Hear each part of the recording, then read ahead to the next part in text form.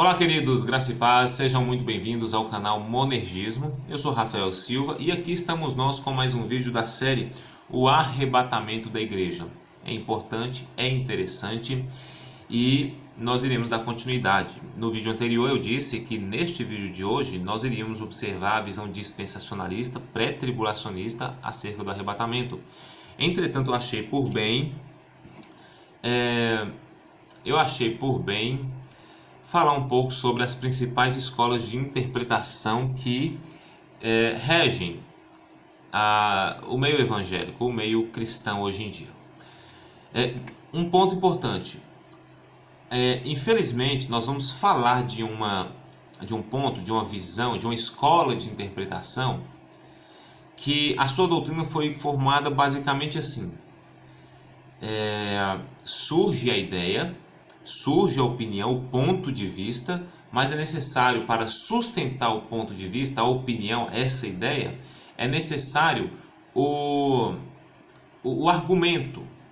O argumento para defender esta ideia é extraído da onde? Das Escrituras. Se nós estamos falando de um tema importante como o arrebatamento da igreja, alguém vai ter uma ideia do que é o arrebatamento, mas precisa do argumento para defender a sua ideia, o seu ponto de vista. De onde ele vai tirar o seu argumento? Dos versículos bíblicos.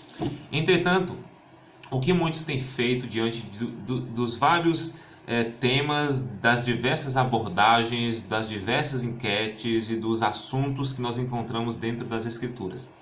Eles leem, têm uma ideia aqui dentro da mente deles, agora eles vão precisar do argumento para defender a sua ideia. Esse argumento vai surgir diante da sua interpretação. E como é que muitos fazem para interpretar fazer a interpretação bíblica para defender o seu argumento? Eles vão realizar a leitura de vários textos. Destes textos, eles vão extrair versículos e fazer a sua montagem bíblica. Vão pegar um versículo aqui, outra referência acolá, e vão fazer uma montagem bíblica, formando a sua doutrina, formando o seu catecismo, formando a sua teologia. Basicamente, retirando o texto do seu contexto para simplesmente defender a sua ideia, formar um argumento, ou melhor, vai formar um pretexto para defender o seu argumento. E nós iremos falar sobre uma escola de interpretação aqui. É claro que, apresentando essas escolas de interpretação, eu fiz uma breve anotação aqui. É claro que, fazendo essa breve apresentação, nós iremos observar assim, um pouco do dispensacionalismo, mas ainda não é neste vídeo, não será este vídeo que eu vou tratar exclusivamente de apresentar para vocês a visão dispensacionalista. Existem irmãos que são dispensacionalistas e nem sabem que são dispensacionalistas porque não sabem o que é o dispensacionalismo. Um dos pontos do dispensacionalismo é o pré-tribulacionismo, e essa é uma das principais escolas de interpretação que rodeia o mundo inteiro, ensinando, doutrinando, catequizando milhares e milhares de pessoas. E o que basicamente essa escola de interpretação pré-tribulacionista ensina? Que a igreja não passará pela grande tribulação.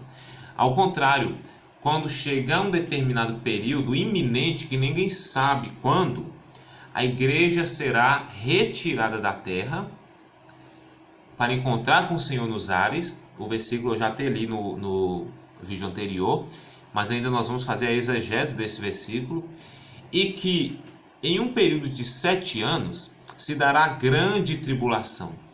Se você defende que a igreja não passará pela grande tribulação, você é pré-tribulacionista, ou seja, você é dispensacionalista. E essa escola de interpretação, um dos principais versículos que ela usa para defender o seu argumento está aqui na primeira carta de Paulo aos Tessalonicenses, versículo 10. Eu vou ler o versículo 9 para o versículo 10 não ficar mudo, porque se não lermos o versículo 9, nós não vamos entender. Vamos pegar o versículo 10 incompleto, não vamos usar a ponte entre o versículo 9 e 10. Pois eles mesmos, ou seja, os irmãos da Macedônia e da Acaia, eles mesmos relatam de que maneira vocês nos receberam os apóstolos, receberam Paulo e seus companheiros. E como se voltaram para Deus, como aconteceu a conversão dos Tessalonicenses, como? Deixando os ídolos a fim de servir ao Deus vivo, ou seja, os ídolos são imagens, esculturas mortas, não têm vida. Paulo faz questão de mencionar que a conversão dos Tessalonicenses estava em abandonar algo morto para servir a alguém vivo. Ou seja, como se voltaram para Deus, deixando os ídolos morto, tem nariz não cheira, olhos não veem, boca não fala, pés não andam, mãos mas não apalpam e não tem vida. E se voltaram para Deus, deixando os ídolos a fim de servir ao Deus vivo, ou seja, aquele que de fato tem boca e fala, olhos e veem, mãos e apalpam e também o verdadeiro, o Deus vivo e verdadeiro. Versículo 10. Este é o versículo que muitos dispensacionalistas apoiam. E esperar dos céus o seu Filho, a quem ressuscitou dos mortos, Jesus, que nos livra da ira que há de vir. Este versículo 10, os dispensacionalistas interpretam essa ira que há de vir, como a grande tribulação. Mas não está se tratando da grande tribulação. Esta ira que está por vir, que todo pecador é alvo desta ira, está se referindo à condenação eterna. Quando Cristo morre na cruz e ressuscita ao terceiro dia, ele nos livra a sua igreja, os seus eleitos da ira que há de vir. Você pode ver que Paulo ele não usa o verbo que é sotéria, que vem do grego salvar, ele não usa aqui está traduzido por livrar. Ele nos livra, na verdade ele nos salva, nos liberta da ira que há de vir. Ele não usa no sentido apontando para o futuro. Ele não diz que ele nos livrará da ira que há de vir. Ele já nos livrou. Quando? Na cruz. Ele ainda nos livra. Como? Nos fazendo perseverar e persistir na sã doutrina, no santo evangelho. E a ira que há de vir, meu irmão, não é a grande tribulação. A ira que há de vir é a ira santa de Deus descarregada sobre todos os ímpios, Satanás e seus demônios, a besta e o falso profeta. E esta ira que há de vir não é nada mais, nada menos do que o lago de fogo que arde com enxofre, sofrimento e dor eterna e total separação da presença de Deus. Aí muitos interpretam como sendo a grande tribulação. Não é esta a ira que há de vir. A grande tribulação ela não chega nem sequer perto da ira que há de vir. A grande tribulação ela não pode nem sequer ser comparada com a ira que há de vir. A ira que há de vir é a condenação eterna, meu irmão. Então não pode ser usado, este texto não pode ser usado, é errado usar este texto para se referindo à grande tribulação. Em João capítulo 14, o Senhor Jesus diz assim no versículo 3: Voltarei para vós e vos levarei para mim mesmo, para que onde eu estiver, estejais vós também. Bom, aqui nós temos o versículo da última reunião de Cristo com os discípulos antes da sua morte, crucifixão e morte. Bom, muitos usam este versículo, aqui está falando da vinda de Cristo. Muitos vão interpretar este versículo. Eu já vi muitos dispensacionalistas também dizendo o seguinte: como a tribulação é separada do arrebatamento para eles, primeiro o arrebatamento, depois a tribulação, são eventos distintos.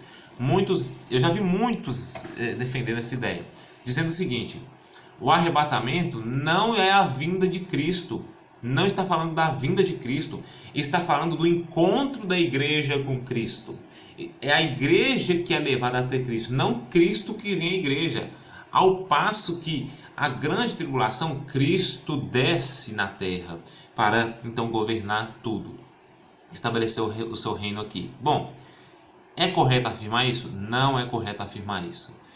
Por quê? Se a gente olhar para esse versículo aqui de João 14, versículo 3, nós vamos entender o Senhor Jesus dizendo: eu voltarei para vós. Existem até alguns que dizem que quando Cristo diz eu voltarei para vós, está se referindo após a sua ressurreição. Ele voltaria para os discípulos, ele morreria, mas depois ressuscitaria. Pode ser interpretado dessa maneira. Se o versículo ele continuasse, ele não tivesse a expressão e vos levarei para mim mesmo, poderia. Porque no momento da ascensão de Cristo, ele não leva os discípulos consigo. Muito pelo contrário, ele deixa os discípulos, diz: vão ser minhas testemunhas, vão ser meus mártires. Testemunha vem da palavra martiria no grego, que significa testemunhar a ponto de dar sua vida em favor daquilo, da mensagem que você está levando, daquilo que você está fazendo ou defendendo. Então, Cristo, quando ele sobe aos céus, ascende ao céu, ele não leva nenhum dos seus discípulos. Então não pode ser interpretado o voltarei para vós e vos levarei comigo mesmo como se tratando da ressurreição de Cristo. Ele diz assim: voltarei para vós, vos levarei para mim mesmo, para que onde eu estiver, estejais vós também. Primeiro, em nenhum momento o versículo fala da igreja ainda ter Cristo por livre vontade em um momento iminente. Não. A igreja só vai a ter Cristo quando ele diz: eu voltarei para vós. Então a ação primária de atrair do encontro, da reunião, parte por Cristo. A igreja só será levada a ter Cristo quando Cristo decidir vir a ter a igreja. Nada parte do homem. Nada provém da atitude do homem em relação à sua salvação, santificação, da sua justificação. Nada parte da vontade do homem. Então Cristo, ele diz: eu voltarei para vós, se referindo não à sua após a sua ressurreição, mas sim à sua segunda vinda. E ele diz: e vos levarei para mim mesmo. Arrebatamento. E vos levarei para mim mesmo, para quê? Para que onde eu estiver, estejais vós também. E ele vai dizer ainda no versículo 4, vou abrir a referência aqui só um instante. Aliás, do versículo 2 em diante, olha: na casa de meu pai há muitas moradas, ou muitos aposentos, que a ideia aqui é de uma casa. Na casa de meu pai tem muitos quartos. Outro ponto importante: nós não podemos usar os versículos que defendem o arrebatamento pré-tribulacionista para afirmar que o arrebatamento é parcial, ou seja, que somente uma quantidade, um número de crentes será levado ao céu. Não. Cristo morreu por toda a igreja, não pela metade da igreja. Uma vai subir e outra vai ficar. O arrebatamento é total, o arrebatamento é completo. E Cristo diz: eu voltarei para vós e vos levarei. Vos levarei quem? Toda a igreja. Para quê? Para onde quer que o corpo esteja, o cabeça também esteja. Para onde quer que o noivo esteja, a noiva também esteja. Essa é a ideia do arrebatamento da igreja, a reunião de Cristo com a igreja, formando um só corpo. Quando o corpo de Cristo estiver completo, o corpo está sendo formado agora. Quando a mensagem do evangelho alcançar o último eleito, então o corpo estará formado. É o momento propício para o cabeça do corpo se encontrar com o corpo e com seus membros. Bom, então a visão dispensacionalista ela vai ensinar isso, que o arrebatamento é antes da grande tribulação, o arrebatamento é secreto, o arrebatamento é parcial, não vão ser todos os crentes que serão levados para o céu, eles ensinam isso, e essa é a visão dispensacionalista. A outra visão, a outra escola de interpretação sobre o arrebatamento da igreja é a mid ou mesotribulacionista. Mid vem da palavra intermediário, meio, parte. E o que significa, o que essa escola de interpretação defende? Defende o seguinte: ensina que a igreja entrará no período da grande tribulação até a sua metade, até o meso. Seus intérpretes se baseiam numa interpretação isolada de Daniel 9:27, cujo texto fala que depois do opressor firmar um concerto com Israel por uma semana, na metade da semana fará cessar o sacrifício e a oferta de manjares. Bom, eu não vou realizar a leitura deste texto agora, não vou fazer qualquer, não vou dizer especulação ou apresentar alguma hipótese, mas não vou dar a interpretação mais coerente do que o texto quer dizer. O texto é muito fácil, muito claro de entender. Quando entrarmos no assunto da tribulação, da grande tribulação, então nós iremos realizar a leitura de Daniel 9, principalmente o versículo 27. Então a visão mid-tribulacionista, ela crê o seguinte: ela crê que Cristo ele vai permitir que a igreja entre no período da grande tribulação, ou seja, no período da falsa paz. Entretanto, quando o anticristo ele quebrar a aliança, ou seja, quebrar esse tratado mundial de paz, Cristo ele arrebata a igreja. E então começa o período da grande tribulação sobre a terra e a igreja não estará presente. A visão dispensacionalista e a mid-tribulacionista estão caminhando juntas neste aspecto, porque ambas defendem que a igreja não vai passar pela grande tribulação. Ambas defendem que a igreja ela não vai ser perseguida, não vai ser ultrajada e torturada durante esse período. Muito pelo contrário, só vai viver na terra durante o período de paz, quando a tribulação começar, então ela será tomada. Vamos falar sobre isso posteriormente também. E nós temos a visão pós-tribulacionista, que é aquela que defende que a igreja ela vai passar pela grande tribulação. É a visão que defende que a igreja ela enfrentará a oposição anticristã, que a igreja ela vai ver a ascensão do anticristo e ela testemunhará de Cristo diante desta perseguição e tribulação. Um dos versículos mais usados pelos pós-tribulacionistas, existem duas categorias de pós-tribulacionistas. Existem os amilenistas e existem os pós-tribulacionistas. Qual a diferença desses dois? Aliás, vamos falar o que os dois têm em comum primeiro. Os dois defendem, o amilenista e o pós-tribulacionista, defende que a igreja vai passar pela tribulação. O amilenista e o pós-tribulacionista estão passando juntos pela tribulação. Mas o pós-tribulacionista, ele entende que a igreja, à medida que ela vai passando pela grande tribulação, o evangelho vai crescendo e no final da grande tribulação, ela vai desfrutar um pouco da glória terrena diante do avanço do evangelho. Bom, e o amilenista? O amilenista não. Ele defende que à medida que ele vai caminhando pela grande tribulação, o mundo vai se tornando ainda mais caótico. O amilenista diz: aquele que está sujo, que suje-se mais ainda. Aquele que está imundo, que se torne mais imundo ainda. Mas aquele que é justo e santo, se torne mais justo e mais santo ainda. Então ele defende que a igreja ela passa pela grande tribulação diante de provação e perseguição. E só terá o seu, vamos dizer, o seu reconhecimento, ou melhor, só terá a obra consumada e aperfeiçoada somente na vinda de Cristo, não antes disso com algum possível valor terreno, como o pós-tribulacionismo ensina. Existem inúmeros versículos usados pelos amilenistas para defender o pós-tribulacionismo, e boa parte deles estão aqui em Apocalipse 13, a partir do verso 7.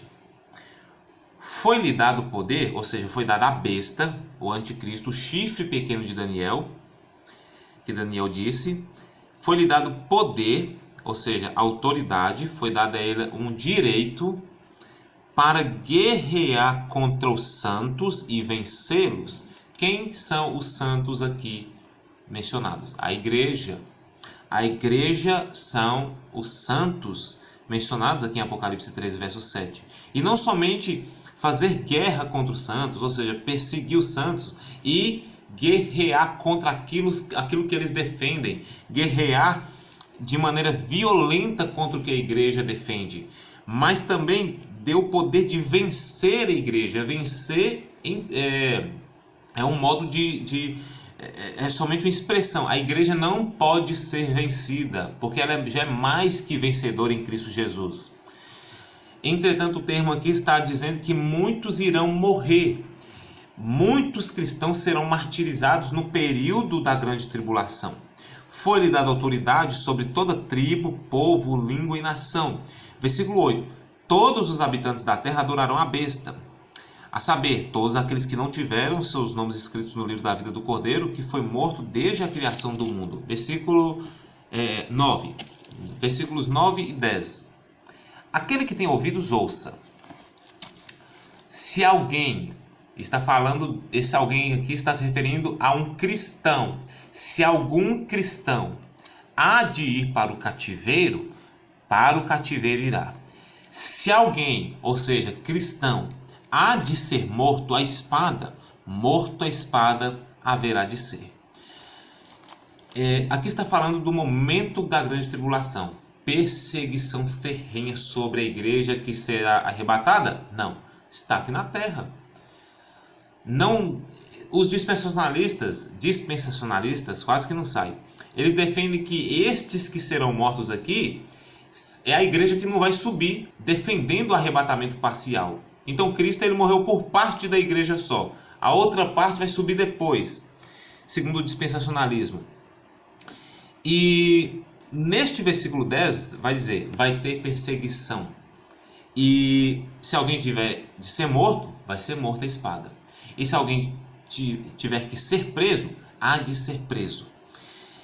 O versículo 10 finaliza dizendo, aqui, ou seja, diante da tribulação e perseguição imposta pelo anticristo no versículo 7, que foi dado a ele esse direito de perseguir, guerrear os santos e vencê-los, aqui estão a perseverança e a fidelidade dos santos. Quando estará manifestada a perseverança e a fidelidade dos santos? No momento da grande tribulação.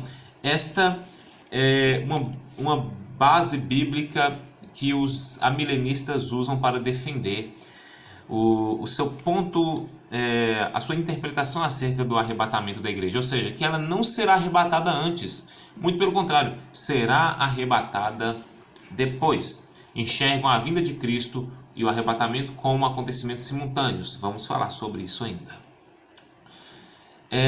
Deixe-me ver. Existe ainda um pequeno grupo, principalmente nos caminhos religiosos proféticos, nos movimentos religiosos proféticos.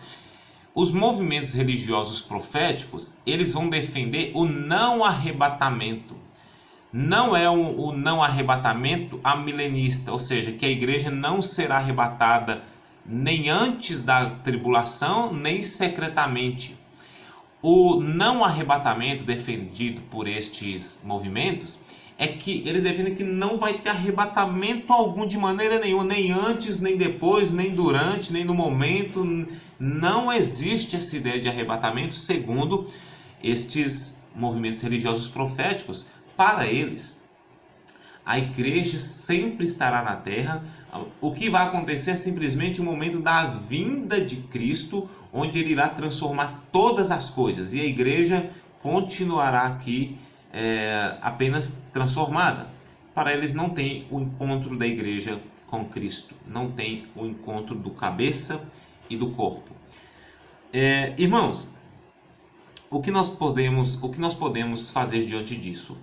Imediatamente nós não podemos afirmar qual dessas escolas de interpretação está mais correta. Não podemos fazer isso. O que nós iremos fazer nós iremos colocar cada uma dessas escolas de interpretação na balança da palavra de Deus. Nós vamos colocar a palavra e cada escola de interpretação.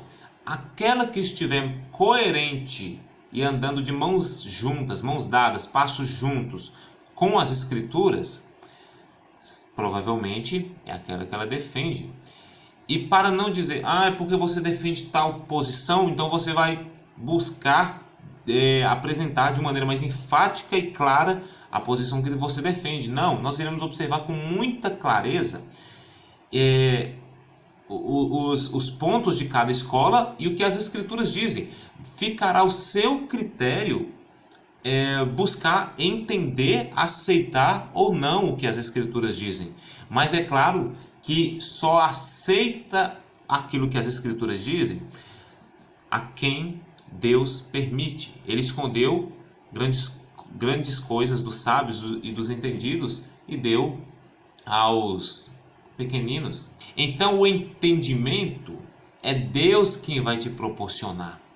Não é você simplesmente vendo os vídeos, assistindo a série, lendo capa a capa as Escrituras, não é nada disso. Você precisará orar ao Senhor e dizer: Senhor, se for da tua vontade, dá-me o entendimento. Envie o teu Santo Espírito para me esclarecer acerca da verdade.